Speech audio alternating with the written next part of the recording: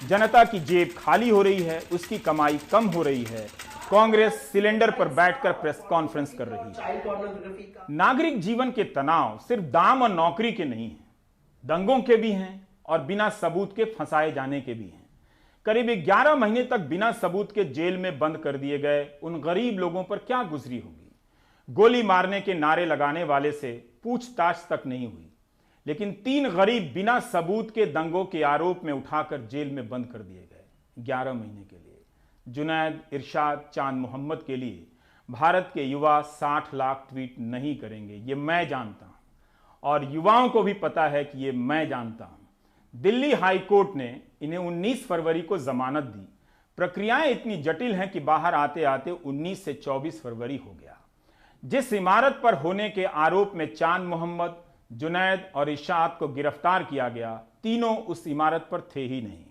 उमर खालिद भी तो दिल्ली से बाहर थे, जेल में है साजिश रचने के आरोप में।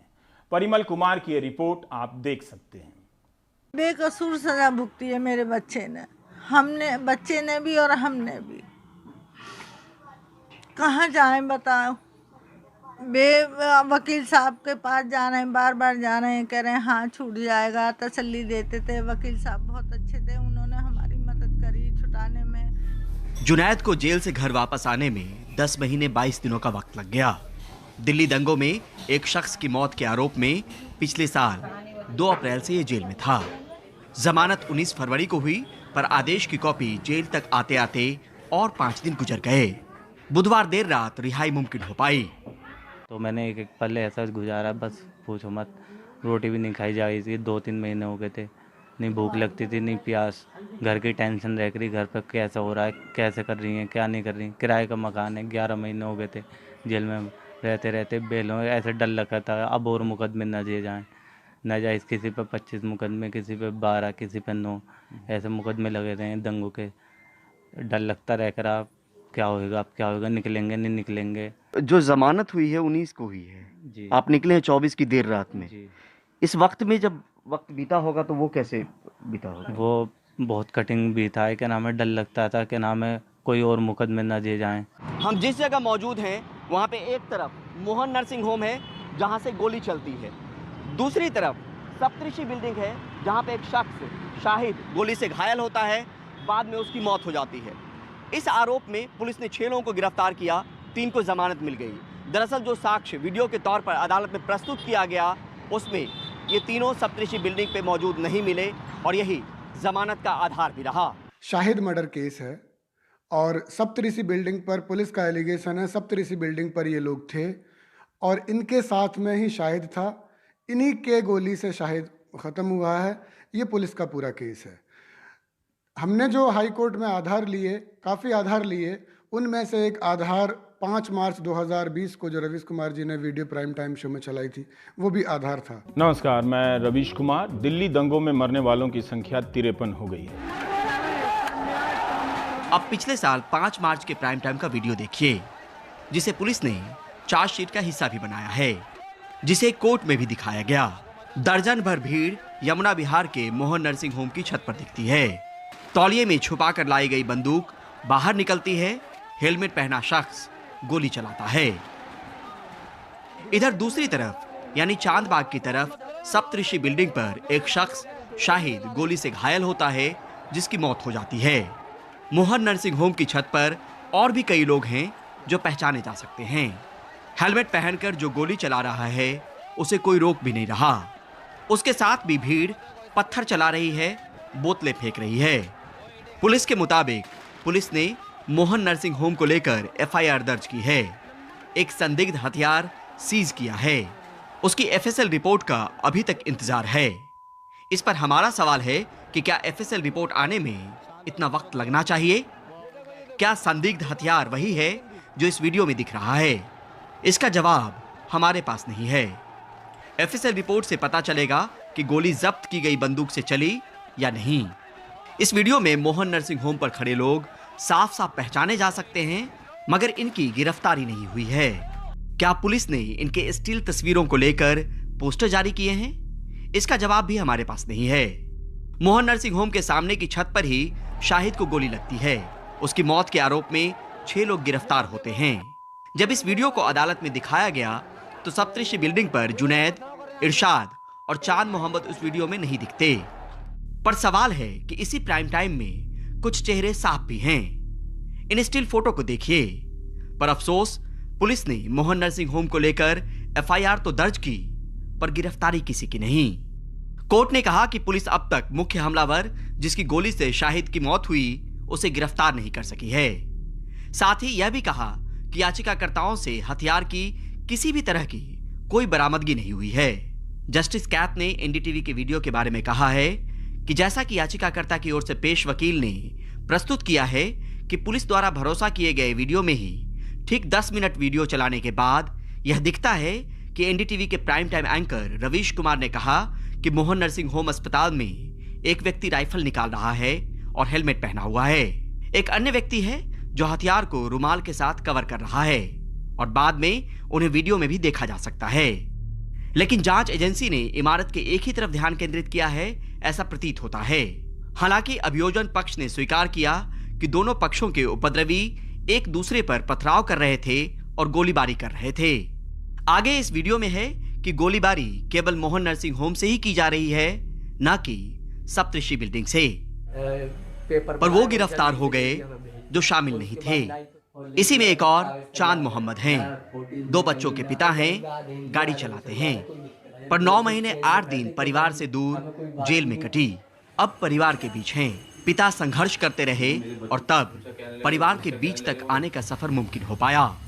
मैं रोज का कमाने खाने वाला हूँ और मेरी ज़िंदगी नर्क बना दी। उन्होंने जेल में डाल दिया और सुनवाई भी नहीं करी बिना फालतू में।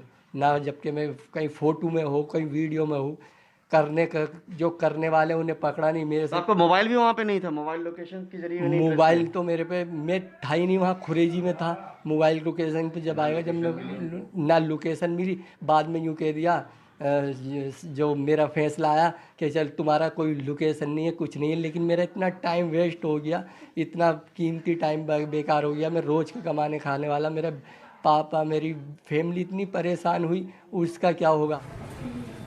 सप्तऋषि बिल्डिंग के शाहिद मर्डर केस में तो इरशाद की जमानत हो गई, पर दूसरे मामले और भी थे।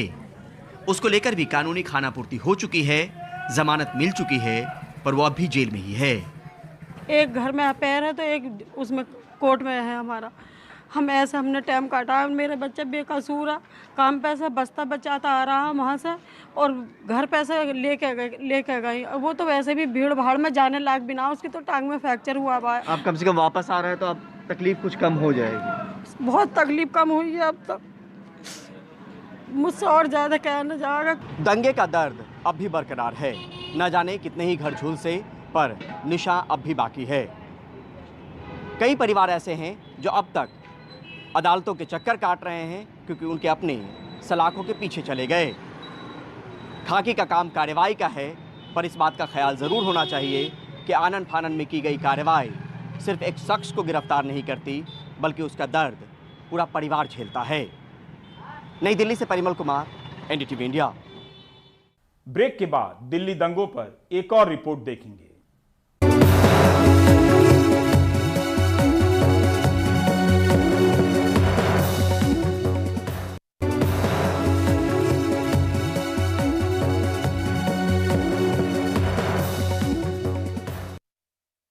दिल्ली दंगों में 53 लोग मारे गए, 600 से ज्यादा घायल हुए। पुलिस कहती है 1800 से अधिक दंगाई गिरफ्तार हुए। इसमें से 3 तो अभी जमानत पर इसलिए छोड़े गए कि उनके खिलाफ कोई सबूत नहीं था। आपने परिमल की रिपोर्ट में देखा ही। इन दंगों में घायल हुए लोगों में लगभग दर्जन लोग ऐसे हैं जो विकलांग हो चुके हैं। कुछ तो ऐसे हैं जो अब भी बिस्तर पर हैं, जो कभी वापस खड़े नहीं हो पाएंगे। हमारे सहयोगी सौरभ शुक्ला की यह रिपोर्ट देखिए। 16 साल के समीर खान अब कभी चल फिर नहीं पाएंगे। पूरी जिंदगी बिस्तर पर ही गुजरेगी। दिल्ली दंगों में इनकी रीढ़ की हड्डी में गोली लगी थी, जिसके बाद से ये पैरालाइज्ड हो चुके हैं। 9वीं क्लास में पढ़ते थे, लेकिन अब पढ़ाई छूट गई। समीर बड़े होकर इंजीनियर बनना चाहते थे। 1 साल से बिस्तर पे हूँ अभी तो मैं। कुछ नहीं, बस क्या अभी कुछ नहीं, बैठ नहीं सकता, कुछ हाथों में ठा नहीं सकता, कुछ जो करते हैं भाई करते हैं मेरा, कुछ चीज़ ला नहीं सकता, नीचे नहीं जा सकता, खड़ा नहीं हो सकता, कुछ नहीं कर सकता। इस टाइम पे सिर्फ बेड पे लेटा रहता हूँ मैं। पढ़ाई भी अब आ रही थी मेरी, मगर सर ने मना कर दिया कि अभी पढ़ाई करके कुछ वो नहीं, क्योंकि तुम बोर्ड के पेपर नहीं दे सकते ना 10th क्लास के, तो सर ने मेरा नाम काट दिया है, तो उस वजह से अब पढ़ाई भी नहीं कर रहा हूँ मैं। तो जो डॉक्टर साधु लाते हैं ना, उन्होंने कह रखा है कि तुम राइटिंग करो सिर्फ, अब तुम जब ठीक हो जाओगे मैं तुम्हारा वहीं से 10th क्लास से दोबारा एडमिशन करा दूंगा। समीर के पिता मजदूर हैं, परिवार में कुल 5 बच्चे हैं और पूरा परिवार मुस्तफाबाद में सिर्फ एक कमरे में रहता है। समीर के इलाज के लिए मुआवजे में मिले मात्र 2 लाख, जबकि इलाज में अब तक 7 लाख खर्च हो चुके हैं। 5-7 लाख रुपए हो गए, 2 लाख रुपए मुआवजा मिला। 7 लाख रुपए खर्च हो चुके? जी जी जी। कैसे करा पैसा? बस जी कैसे क्या करा, जो हमारे पास था, जो जुड़े हुए थे मदद वाले, कुछ वैसे जो सब नहीं करा, हमारे पास थोड़ी था कुछ, तो जो भी था हमारे पास था अपनी जेब का, वो भी हमने अपना करा, और जो मदद से आई थी वो भी करा, और जो साथी जुड़े हुए थे उन्होंने भी अपना करा। शिवविहार के रहने वाले शान मोहम्मद विकलांग हो चुके हैं। दंगाइयों ने इनके 4 मंजिला घर को जला दिया था और इनके दोनों पैर तोड़ दिए थे। शान मोहम्मद अब तक पैरों पर नहीं खड़े हो पाए हैं, हर हफ्ते अस्पताल के चक्कर लगाते हैं। हमने जब उनसे उनकी कहानी पूछी तो वो भावुक हो गए। अभी 1 साल हो गई है, बिल्कुल खाली है 1 साल से। काम नहीं कर पा रहे? कुछ भी नहीं काम कर पा रहा हूँ, खड़ा ही नहीं हो पा रहा हूँ मैं ढंग से। खड़े नहीं हो पाते? खड़े ही नहीं हो पा रहा हूँ, तो काम क्या करूँगा। एक लड़की है मेरी 2.5 साल की, कुछ समझ में नहीं आ रहा क्या आगे होगा क्या नहीं होगा। जिंदगी में कुछ दिखाई नहीं दे रहा आगे का। जब कारोबारी नहीं है तो आगे का क्या दिखाई देगा। 23 साल के अकरम की कहानी भी ऐसी ही है। दंगाइयों ने इनके दोनों हाथ बम से उड़ा दिए थे मोहन नर्सिंग होम के सामने। अकरम कहते हैं कि वो बस एक चलती फिरती लाश हैं, अपने हाथ से एक गिलास पानी भी नहीं ले सकते। मेरे हाथ दोनों बिल्कुल काट दिए, जिससे कि अब मैं कुछ कर सकूं, मैं बिल्कुल बेकार हो गया। ज़िंदगी एकदम मेरी समझ लीजिए बोझ समझ लो, जैसे कि अब मैं कुछ नहीं कर सकता, क्योंकि अब देखिए बिल्कुल मैं हाथ से बेकार हूं। अब मैं चलती फिरती एक लाश समझ लीजिए, क्योंकि अब मैं कर नहीं सकता, बस चल सकता हूं खाली, बस ये। पर ये है कि मैं कुछ कर नहीं सकता। खाने वाने में देखिए सर, मैं पानी भी नहीं पी सकता अपने एक हाथ से भी पकड़ के भी, जो पकड़ सकूँ कोई चीज़।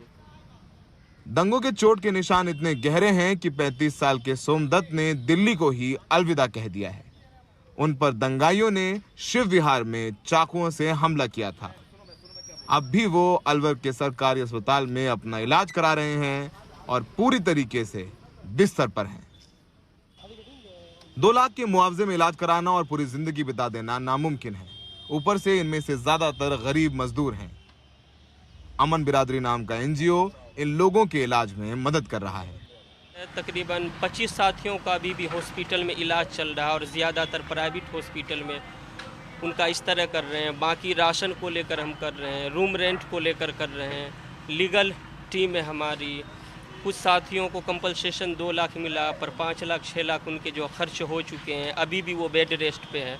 तो इन तरीक़ों से हम सभी साथियों की जो है मदद कर रहे हैं। उत्तर पूर्वी दिल्ली में अब सब कुछ ठीक नजर आता है, लेकिन इन अंधेरी सीढ़ियों से उतरते हुए एक सिहराने वाली हकीकत से आपका सामना होता है। दिल्ली के दंगों को 1 साल हो गया है, लेकिन समीर जैसे दर्जन लोग हैं जो हर रोज दंगों को जीते हैं, जो बिस्तर पर हैं, जो चल नहीं सकते, जिनके हाथ खराब हो गए हैं, जो विकलांग हो गए हैं। लाखों लोग जिन्होंने दंगों की तस्वीरें देखी हैं, वो शायद तस्वीरें बोझिल हो गई हों, लेकिन वो तस्वीरें इनकी आंखों में रोज ताज़ी हैं। सहयोगी राकेश सिंह के साथ दिल्ली से सौरभ शुक्ला, NDTV इंडिया।